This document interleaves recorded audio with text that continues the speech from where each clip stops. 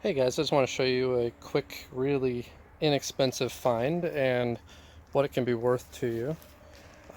So this was a thrift store find that somebody told me about. So you can see $5, $4.99. They actually charged me $4.99. I don't know what happened to the tax. Um, but it's a decent looking truck. Did have a battery in it. I'm actually still trying to recondition that battery. We'll talk about that too, maybe in another video. I'll show how I recondition. But I just want to run through kind of like what I do when I get something like this. So I've already taken the seat off and put a battery in there that's fresh and charged. And of course, I always start with checking the battery. So grab my probes and get a positive and a negative reading on there. This is just another battery that I had sitting around that was already charged. Okay, and we have 626. It settles at 6 volts. 26 this is a 6 volt. I know that already just looking at the battery that it came with, and it's got a single motor, and even more significantly, that motor actually says 6 volts on it. So now that I've got the battery plugged in, I'll turn it on, and I've got power on there. One of the things I want to point out, if you're looking for features, yes, the steering wheel has features on it, but it's also got a screw here, which tells me something.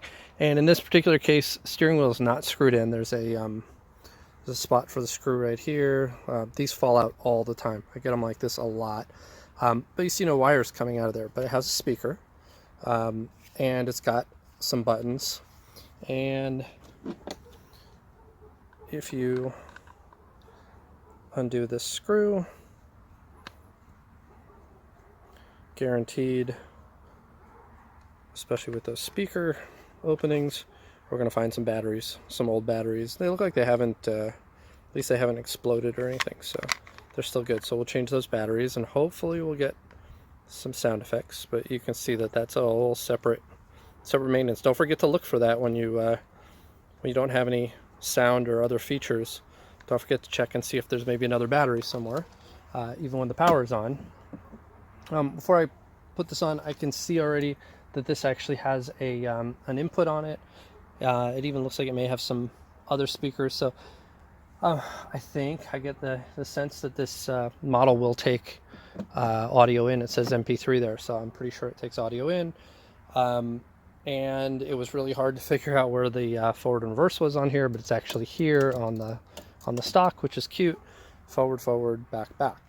But the question is, doesn't even run. So obviously the easiest thing to do is just to reach under there, and you probably should have this up on blocks, but go ahead and, okay, so there we go. So I don't know if you guys can see it. Let me see if I can zoom in, and let me show you again and see. I'll have to look back, but see if you guys can see that spinning in there. So it's spinning, and then I'm going to put it in reverse, or who knows, maybe that's forward. Actually, that's forward. So, and that's spinning, but the wheels aren't moving, so I can tell. Other important thing to note in here, there is a circuit board right there. So what you've got with this one is you've got these wires. So from here, you've got your positive and negative, red and black, running directly down into the circuit board. From the circuit board, they're coming out positive and negative, that's blue and white. But what you've got is you've got these two relays here. Can we see those? Yeah, it's a little bit in the way here, but so you've got these. Let me unplug this, make it a little easier to see. So you've got these two relays. One's going to be forward and one's going to be back, and those are basically just reversing the polarity of the 12 volt that's coming out of here. So blue is your positive, white is your negative. Usually, if you're going to take a guess, color to be positive, and then black or white would be negative if you have one of those two. So here, red positive, black negative, blue positive, white negative. But now how does the power go? So basically these two are acting as like a dam, stopping any power from going through. And they're just switches, they're electronic switches. These are going up to the front, and this bracket, this mess of wires here, this is controlling what's deciding forward and reverse. It's basically deciding, it's taking the input from the throttle that's down here under the steering wheel, from the steering column stock, and it's taking that information and putting it out. I'm not hearing any audio. I don't know, maybe it was supposed to have that, but I don't see any on here. So I'm doubting it unless that's also behind the radio, which, frankly does have a button on it. So let's see, we've disconnected the power. Let me put the power back on. And let's see if we have any other sounds. Maybe we do. Okay, so give it power. Well, there you go. We've got those lights. I don't know really what they do, to be honest. It does look like we've got a working volume.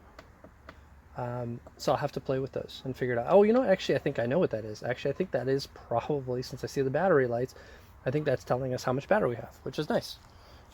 So this actually lets you know how much battery you have left. And that would be information that would be coming back through these wires up here that go to the dash. So that's going to be one of those wires on the harness. So it's one of those things that if you have to bypass a board like this, so this is a really easy board to replace or to approximate, that's not a big deal. Also keep in mind, if you are just getting nothing, if nothing's happening, so here we were lucky we could actually hear it running, but if you're getting nothing, go ahead and unplug. You got to push in a little bit here. It's a little lever. So now what we're doing is we're taking the board completely out of the mix. I'm going to unplug the battery again, and we'll just take a couple of, I have test leads. I really recommend you get these if you don't have them. Easier. So that's on the positive side, and I'm going to go ahead and connect the other side of that. I'll just clip it on here, and then we've got, I'm using yellow for negative. Sorry, I know I told you color or not color, my bad. I will get a black. Actually, I have a black. And so then I'm going to connect this one here, make sure those are not touching, and here we go. That. Okay, and so that's forward. That's standard polarity. Okay, so that way, if we're not getting anything, now that this motor is good.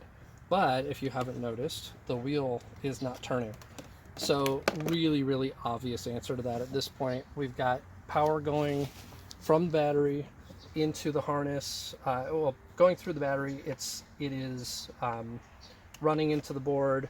We've tried both forward and reverse relays. They're both working. And then it is actually, when I press the accelerator, which again is going through these narrow wires, tripping one of these relays, and then the relay is opening up the voltage to the motor, either positive or reverse polarity.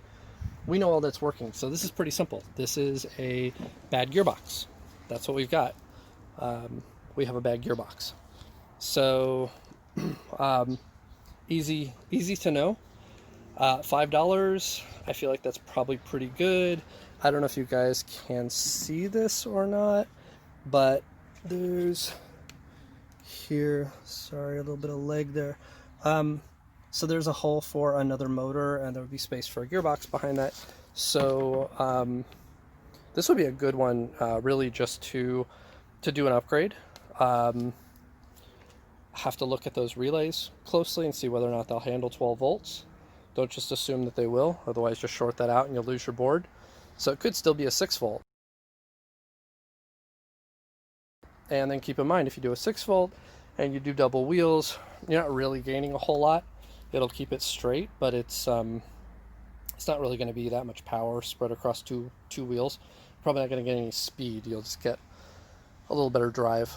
But if the relays will handle it, maybe I'll make this 12, and chances are they will. I'll find out. and chances are that motor would, but I would recommend in this case just get a, since the motor is the only thing that's good here and that's relatively cheap, put the motor into your storage bin of extra parts in case you need it at some point, and just buy, if you're going to do doubles, just buy two 12-volt motors and matching gearboxes.